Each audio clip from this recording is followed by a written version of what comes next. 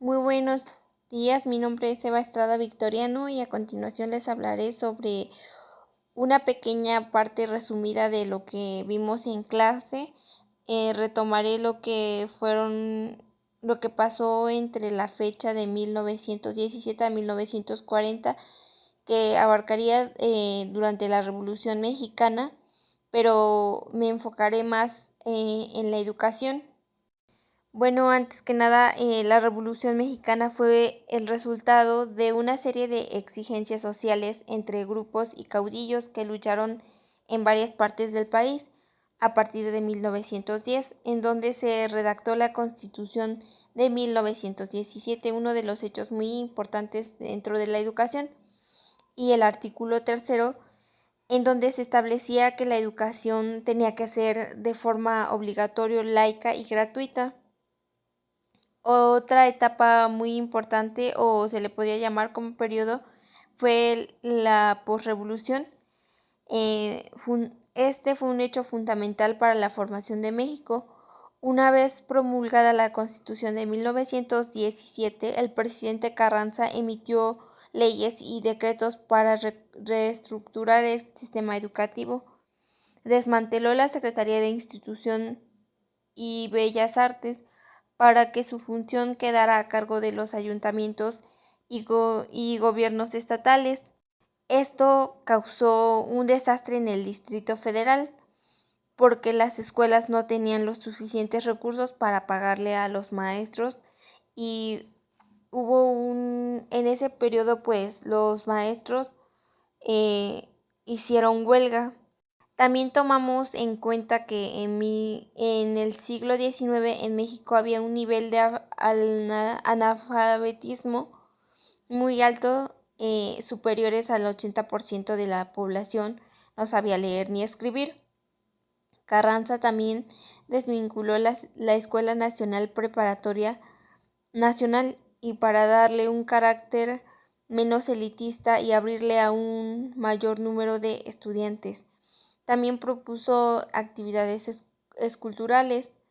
Más adelante se abren escuelas más prácticas como la de ingeniería, una escuela de odontología, para que llegara a un número, a un número mayor de estudiantes. Venustiano Carranza fue asesinado en mayo de 1920 y pues como él estaba de presidente, pues con su fallecimiento hubo un presidente interino. Adolfo de la Huerta nombró a José Vasconcelos, rector de la Universidad Nacional de México, quien tuvo funciones como reincorporar la Escuela Nacional Preparatoria, y también él apoyó el lema que decía: por mi raza hablará el espíritu. Octubre de 1920, Vasconcelos publicó su proyecto de ley para creación de la Secretaría de Educación Pública. La propuesta fue aprobada por el Congreso un año después y en el cual él mismo estuvo frente a dicho proyecto. Con esta nueva secretaría se inicia un proyecto más sólido y más viable, y se empiezan a ver recursos cada vez mayores con iniciativa de preparar mejor a los maestros, que ese era el objetivo principal. La visión de Vasconcelos dentro de la educación se provenía de experiencias personales por su participación en una novela que era Juventud. Al igual impulsó una técnica cultural eh, de música, teatro, e invitó a Roberto Montenegro y a Diego Rivera para que pintaran. En 1921 también hubo un hecho muy importante, la cual fue la creación de la Secretaría de Educación Pública, que hizo que cambiara la situación en la que estaban antes.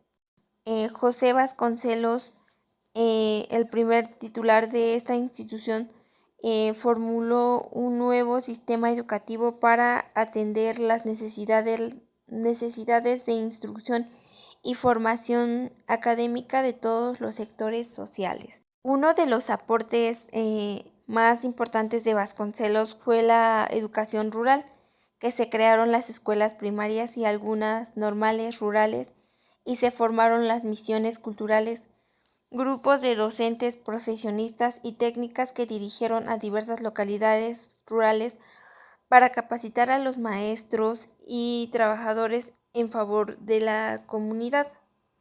También en 1925 se creó la escuela secundaria como una nueva institución educativa al servicio de la adolescencia. Este hecho generó dos cambios importantes en el sistema educativo. Por otro lado, la conformación del gobierno con la universidad fue un elemento central para que en 1929 la universidad obtuviera su autonomía. La autonomía facultó a la universidad para que decidiera el contenido de la educación superior. Aquí se podría decir que la universidad se le consideró para que formara un nivel más dentro de la educación. La lucha a la autonomía facultó a la universidad para que se decidiera el contenido de la educación superior.